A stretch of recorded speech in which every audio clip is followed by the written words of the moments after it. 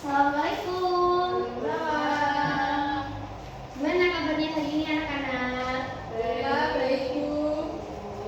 Oke, sebelum kita mulai pelajaran hari ini, kita berdoa dulu ya. Oke, berdoa mulai. Berdoa selesai.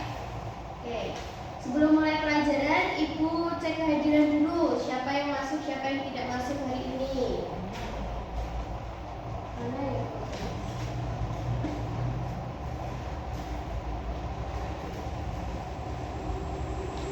Roshi, Tia, Nisa, Tika.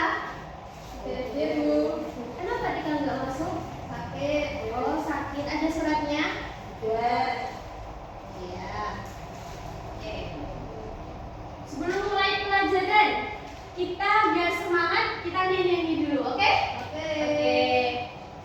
Di pertemuan sebelumnya kita udah pernah nyanyi lagu ini. Masih ingat ya kira-kira? Yang Good Morning. Ingat ya? Oke. 1, 2, 3. Good morning everybody, how are you? I'm fine. Good morning everybody, how are you? I'm fine. Good morning to you, good morning to me. Good morning everybody, how are you? I'm fine. Oke, udah cukup semangat buat belajar hari ini? Sudah. Ya. Oke, sekarang kita bisa dikeluarkan semua bukunya. Kita masuk di bab 8 hari ini.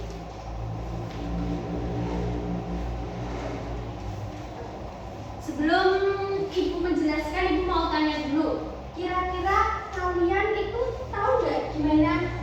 Kira-kira kalian punya nggak barang kayak HP, laptop di rumah? Pasti punya ya. Kalian tahu asalnya dari mana? Dari pabrik. Dari pabrik. Kira-kira pabriknya itu di Indonesia atau di luar negeri? Di luar negeri. Di Cina. Iya. Terus gimana barang-barang itu bisa masuk ke Indonesia? Naik pesawat. Naik pesawat. Nah, hari ini kita akan membahas itu ya, gimana bisa barang-barang yang bukan produk dari Indonesia itu masuk ke Indonesia.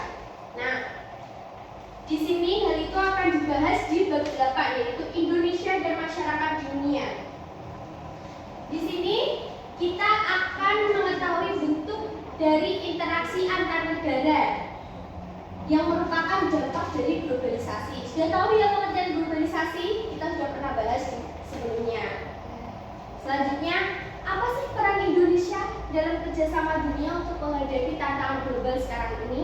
Terus yang selanjutnya, menjaga kelestarian budaya. Jadi gimana cara kita menjaga kelestarian budaya Indonesia di tengah gempuran globalisasi ini? Terus yang terakhir, melakukan kampanye. Jadi nanti terakhir kalian bisa membuat poster yang mengkampanyekan kebudayaan Indonesia. Oke. Yang materi pertama di halaman 57. Sebelum Ibu menjelaskan, kalian bisa membaca dulu sekilas materinya. Dipahami, nanti Ibu akan tanya ringkasan dari materi tersebut. Silakan dibaca sebentar.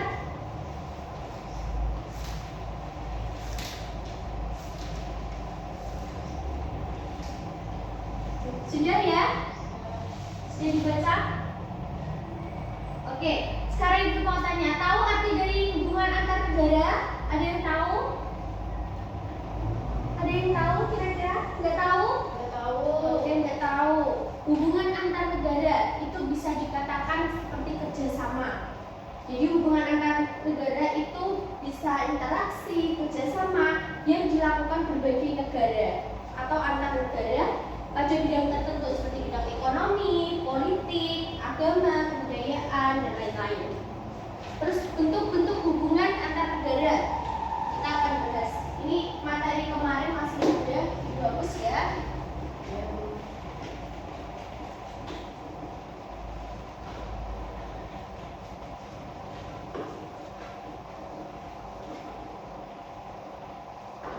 Oke, bentuk-bentuk hubungan antar negara.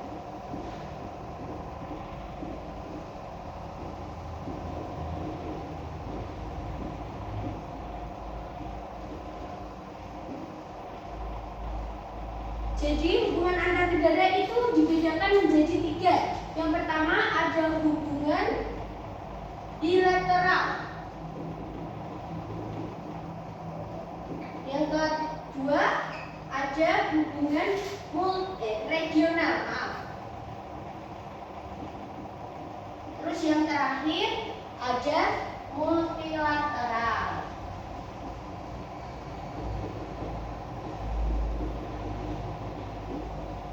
Nah, kita kupas satu-satu mulai dari bilateral.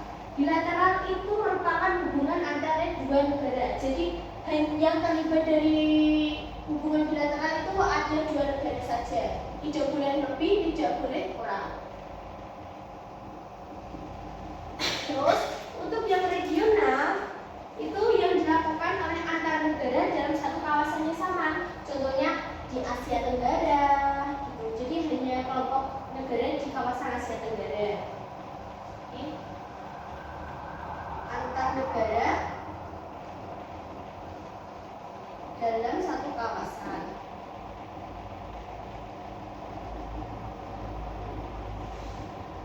Terus yang terakhir, kira-kira ada yang tahu multilateral? Enggak ada yang tahu? Tidak. Ya, multilateral itu yang dilakukan oleh bangsa-bangsa di dunia. Jadi tidak terbatas oleh wilayah, perkembangan atau apapun. Jadi satu semua.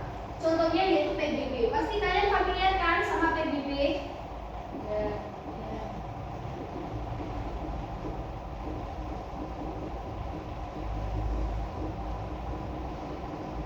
Nah, PBB itu.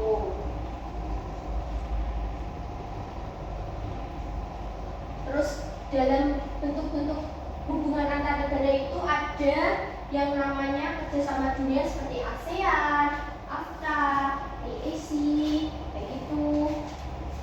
Contohnya di sini ada kerjasama bilateral Indonesia yang dilakukan oleh Indonesia dan Malaysia. Setelah itu ada Indonesia dengan Singapura. Setelah itu ada Indonesia dengan Kanada dan Indonesia dengan Inggris. Yang regional ada ini ASEAN. Kalian tahu kan ASEAN, familiar ya? Nah, itu merupakan bentuk kerjasama regional ASEAN itu. Terus yang yang dilakukan di bidang sosial, ekonomi, pendidikan, olahraga maupun industri. Jadi tidak hanya dalam satu bidang saja. Selanjutnya ada yang terakhir multilateral. Kayak tadi ibu bilangnya PBB. PBB itu masih di multilateral, ya. Terus sekarang apa sih peran Indonesia di dalam kerjasama Indonesia antar negara? Nah, pengaruhnya yang pertama ada Indonesia dapat memenuhi kebutuhan masyarakatnya. Jadi misalnya apa kebutuhan yang tidak ada di Indonesia bisa diambil di luar negeri gitu. Terus selanjutnya mendapatkan fasilitas untuk pembangunan. Jadi saling membantu antar negara itu, tidak hanya menjadi negara yang mandiri saja. Itu. Terus peran Indonesia dalam menghadapi permasalahan global. Jadi permasalahan itu kan tidak hanya dalam lingkungan kecil saja ya, tapi bisa dalam lingkungan yang besar, yang global. Contohnya keikutsertaan Indonesia dalam PBB itu termasuk dalam peran Indonesia dalam menghadapi permasalahan global. Jadi PBB itu tujuannya untuk menyelesaikan permasalahan yang ada di dalam anggota negara PBB itu tadi. Oke, paham ya sampai sini? Tidak ada yang ditanyakan? Tidak. Nah, setelah tadi Ibu menjelaskan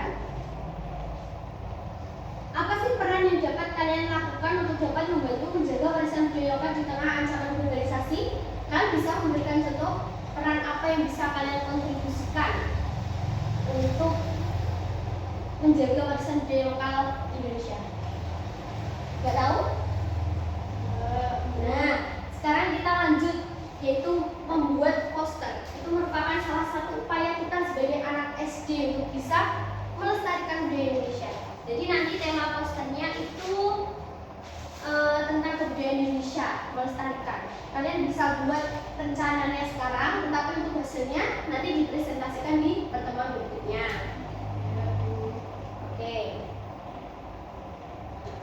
Sudah ya? Untuk hari ini ada yang ditanyakan materinya, ada yang kurang jelas? Tidak. Jadi intinya itu hari ini materinya itu walaupun di tengah perkembangan globalisasi yang dimana di handphone kan kita bisa dengan mudah terpengaruh ya. Sekarang banyak pakaian dari luar negeri yang sudah dimodifikasi di Indonesia. Jadi banyak anak muda yang terpengaruh kebudayaan luar. Jadi kita itu harus kuat untuk menjaga kebudayaan Indonesia agar tidak luntur nantinya. Oke. Cukup sampai di sini ya materi kita hari ini. Oke, silakan beres-beres. Bukunya bisa dimasukkan. Untuk mengakhiri pembelajaran hari ini, kita bisa berdoa dulu. Berdoa mulai. Berdoa selesai. Terima kasih anak-anak.